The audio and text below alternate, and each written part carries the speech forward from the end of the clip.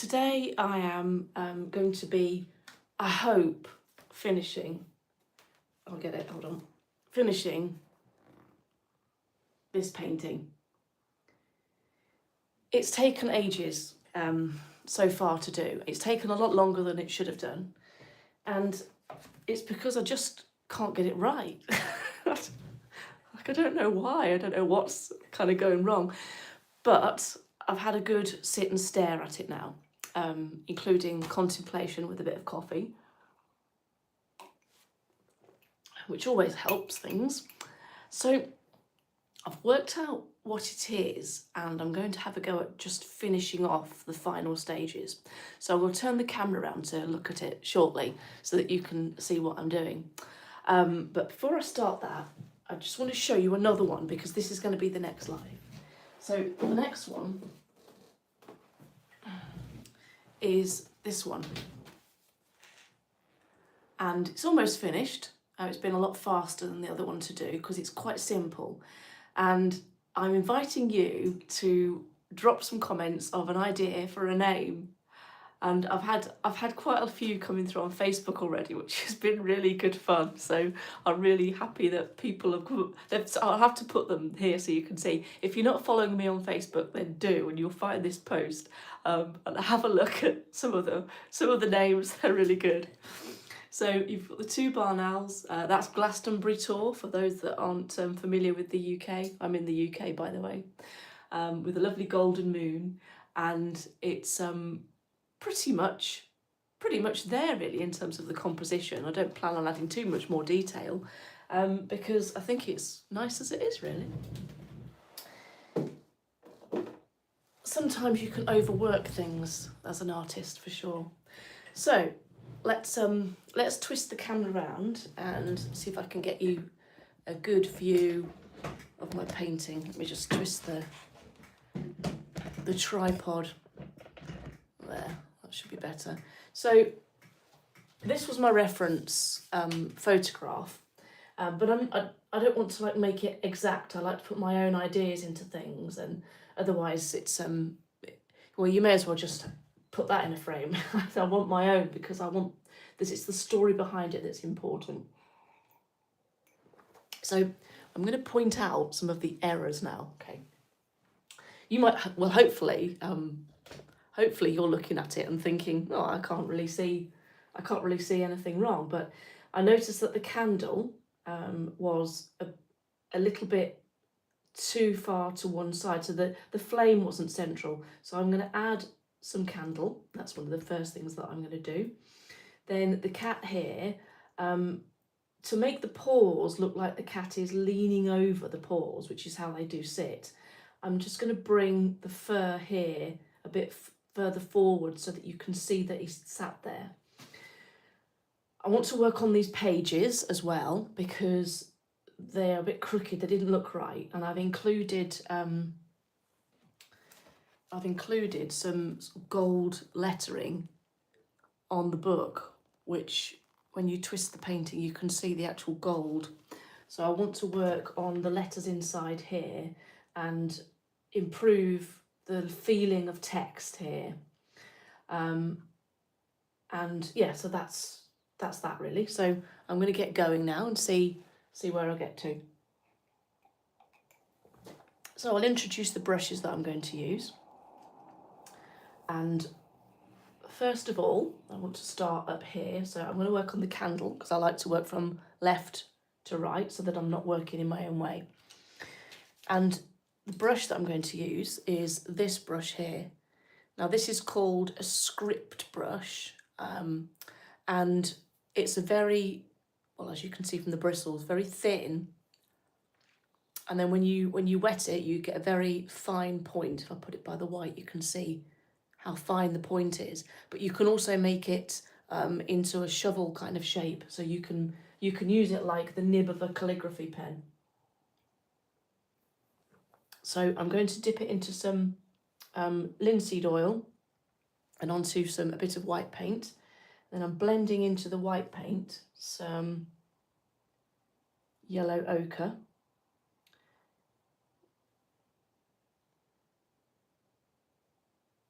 One day I'll get my camera set up decent so you can actually see me doing the blending. So I've blended some white and some yellow ochre so you can see the colours changed slightly. And now I'm going to apply the paint. Just put my coffee down there. So I always use my fingers to rest against the canvas, and just going to test out the colour to see whether I've got a good colour match or not. And that's looking okay. Want a dash of a slightly more yellow, so a Windsor yellow I'm going to add here, and a bit more linseed oil.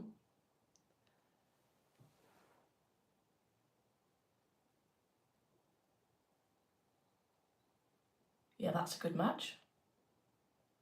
That's great.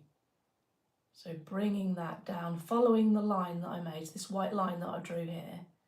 I drew that in acrylic because it dries really fast. And I'm just following my own white line down. And I need some more white for the top section.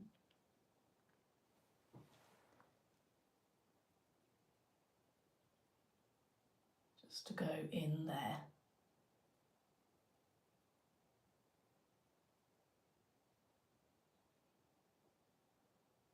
And that's good. So coming down to the bottom of the candle, I need to make the colour just a little bit darker, a bit grey. So I'm mixing up a slightly darker yellow by I'm actually adding black in this case to make a grey. Hopefully that's a pretty good match. It makes a warm grey, doing it this way.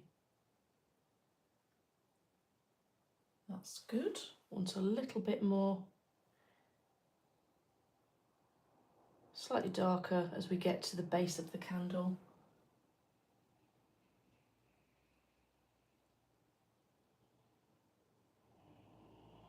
Down to there.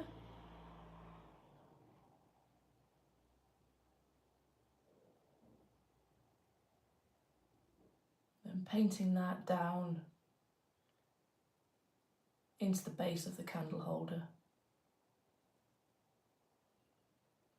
Then just use the very tip of my brush just to blend in the colours nicely. So I'm going to hold that so you can see it. Oops.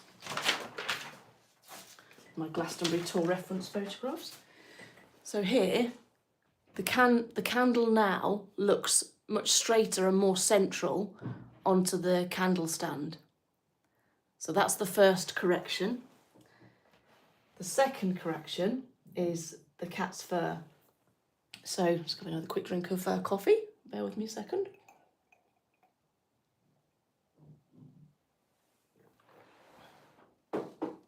So this cat's fur, I'm going to use my grey yellow colour, and I'm going to use this brush here. Now this brush has got a very short head on it, so the bristles are quite short, which makes them very easy to control. And this particular brush has got nice finger holding points like a pencil, so you can hold it and really control the movement like you would do a pencil. Just looking at the comments to see what people are saying. So, oh, hello everyone that's joined. Hi Jolly, hope that's your name. Nice to meet you. Thank you very much for watching. So I'm mixing up some cat fur colour now, dipping into my linseed oil and adding some black and adding a bit of yellow to make a warm grey. And then I can go to work on the main areas. So this part of the cat here, I think the head looks slightly unbalanced. So I'm going to bring the fur here further out.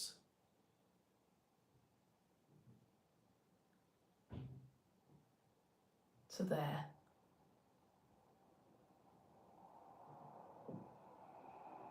and then just blend that in to the original part of the painting.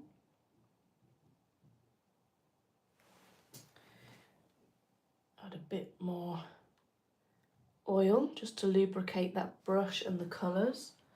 And then I can now, once I've got the line here, I can now pull out the strands of fur, make him look fluffy, or her. I think this one is a boy.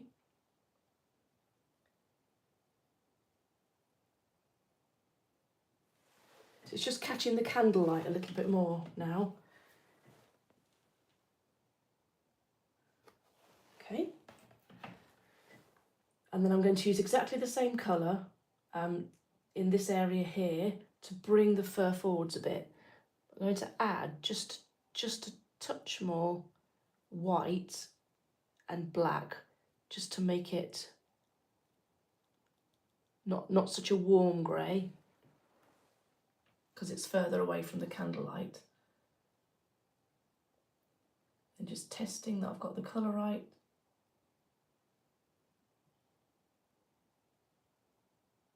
Just very gently, so I'm adding a bit of white spirit here as well now to make the colour, the oil colour, flow better.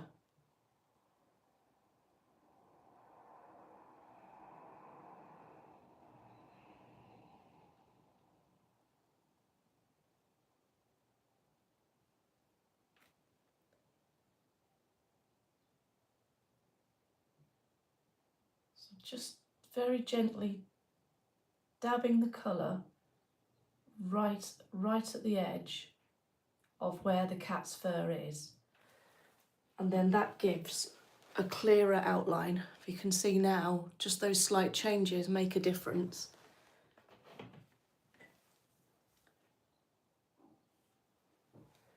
Okay, now I can bring this colour further around here.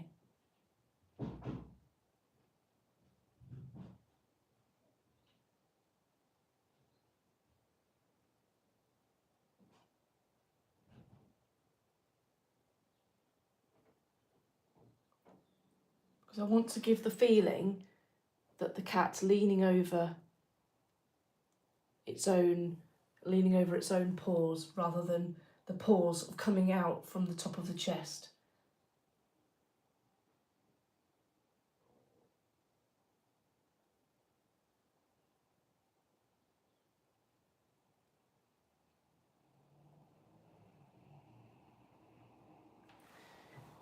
Okay, I'm going to swap brushes and go to my nice thin brush here and add a bit more black in.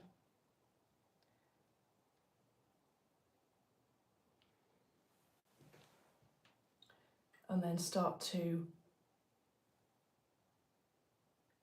add in some very fine brush strokes.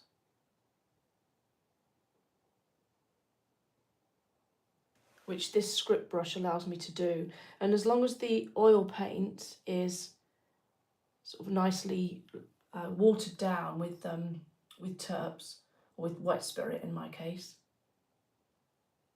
you're able to paint some very thin lines.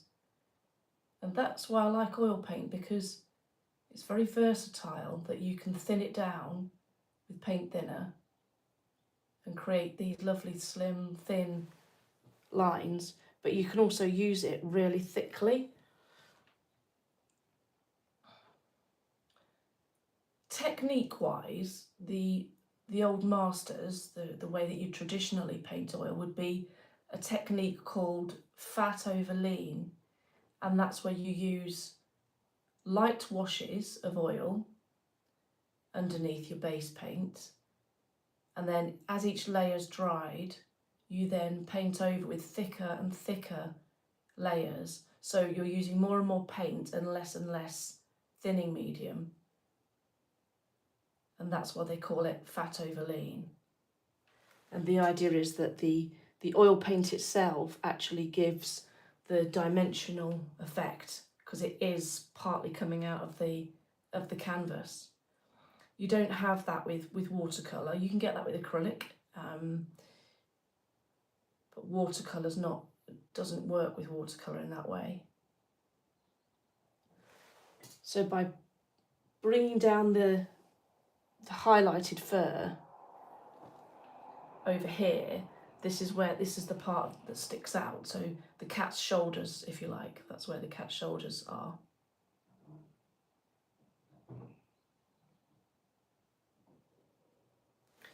Just going to get some more spirit in there.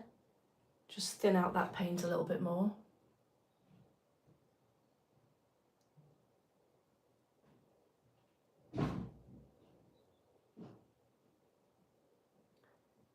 Sorry about all the banging in the background.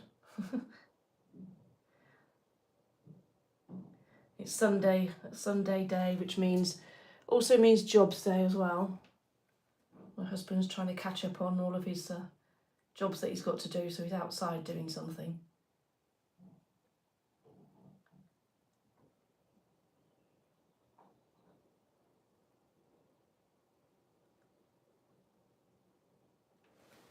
And then I can get some black paint and go underneath here to push back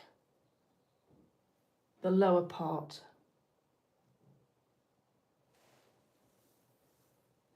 Hi Sherry, I'm just looking at your comment there. Go girl, thank you.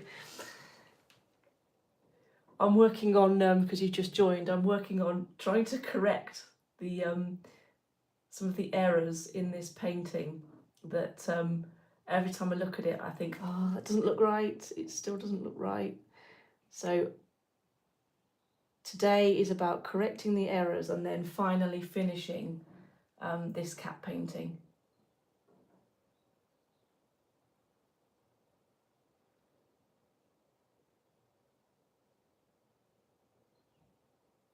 So I'm using almost just pure black here.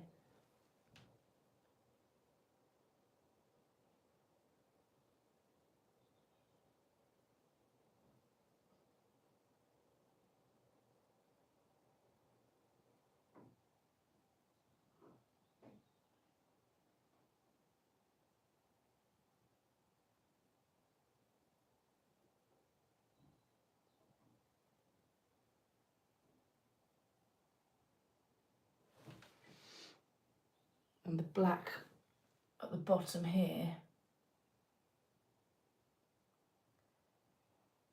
shows that there's the cat's lower chest here.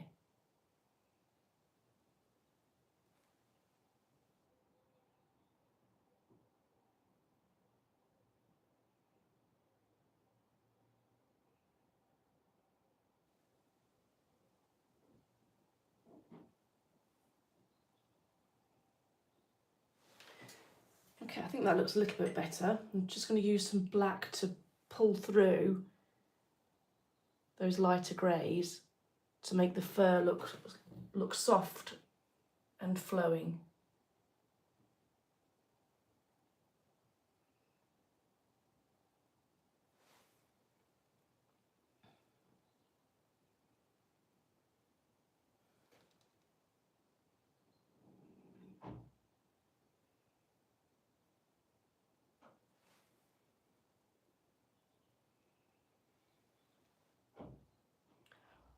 Whilst this brush is very good for making fur effects, it doesn't hold much paint, so you're constantly having to go back and collect more paint on the brush.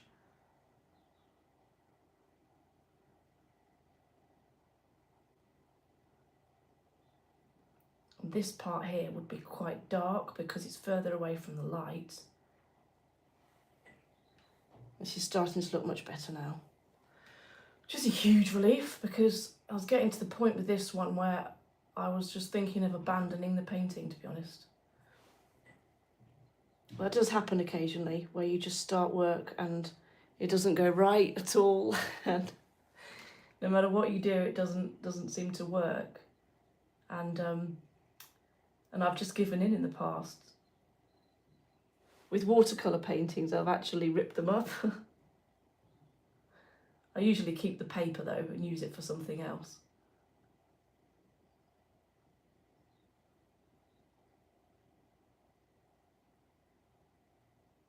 There. So almost there now with that.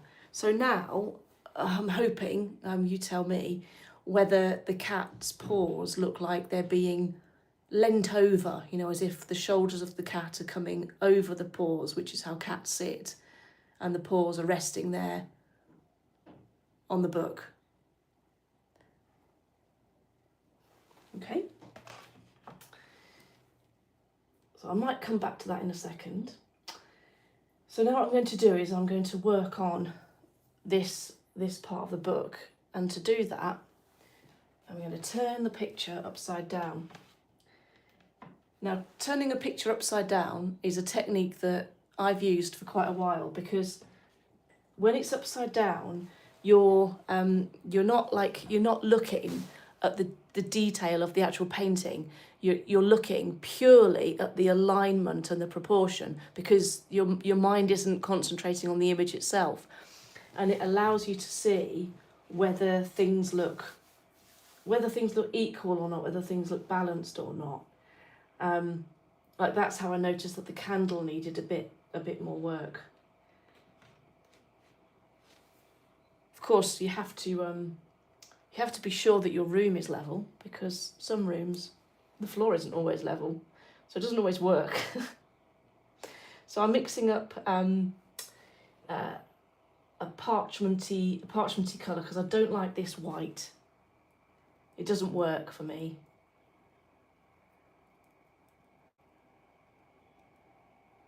It needs to look a bit older, really.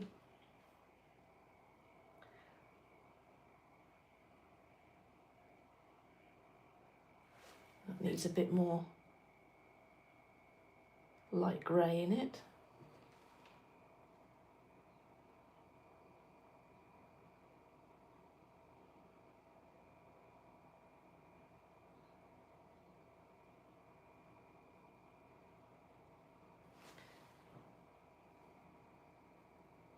So I'm just using some white spirit and some linseed oil to produce a very thin mix that I can just wash over the white parts.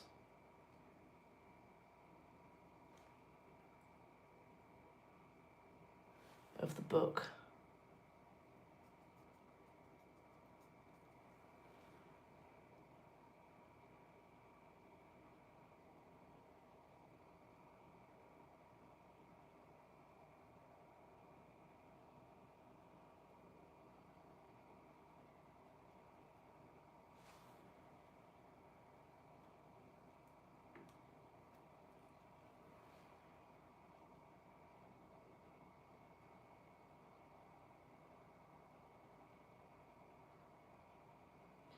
Just to make the book look just a bit warmer, really. The white didn't seem to work too well for me, it didn't stand out. And then I'm using a dry brush, so this one will do with no paint on, then just to blend in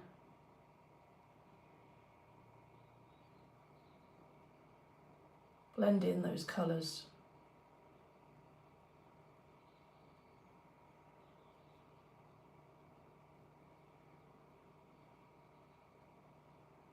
Like that. That looks, it's a lot softer and warmer now, that page side there.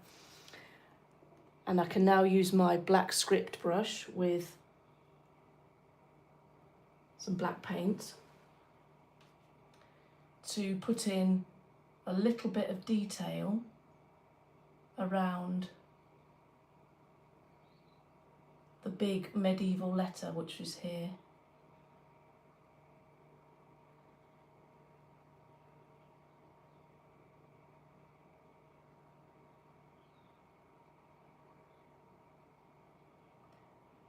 And that gives the feeling of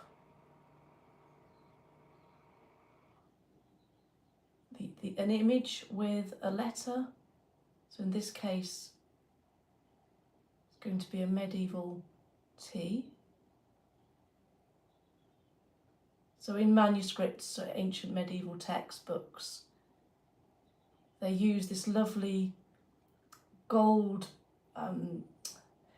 paint technique. It's actually, I think they actually use like gold leaf or real gold in the ancient manuscripts.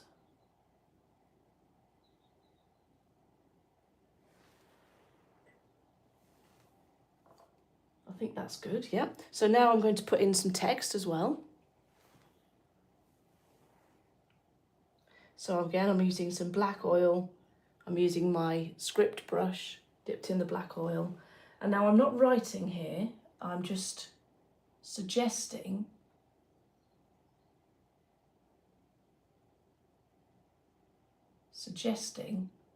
like lines of text. So I'm just dabbing on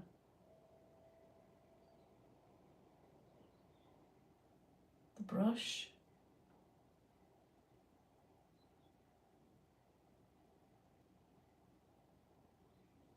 And then maybe there might be an illustration here.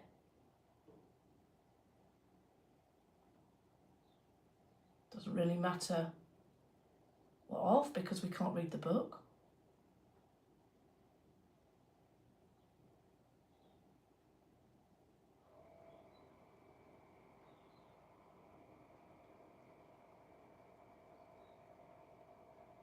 And a bit more text.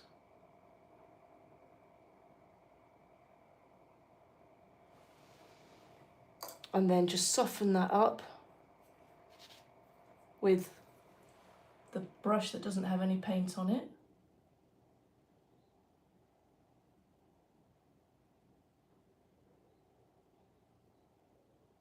Because we're just suggesting here.